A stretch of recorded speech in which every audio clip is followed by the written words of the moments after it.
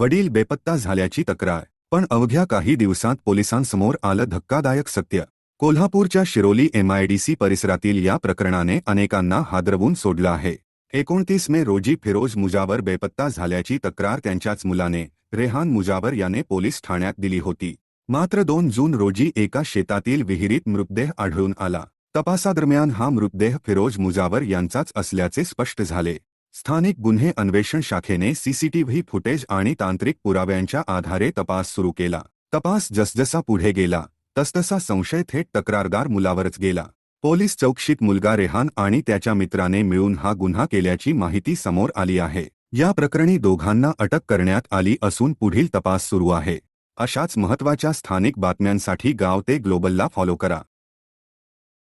वडील बेपत्ता झाल्याची तक्रार, पण अवघ्या काही दिवसांत पोलिसांसमोर आलं धक्कादायक सत्य. कोल्हापूरच्या शिरोली एमआयडीसी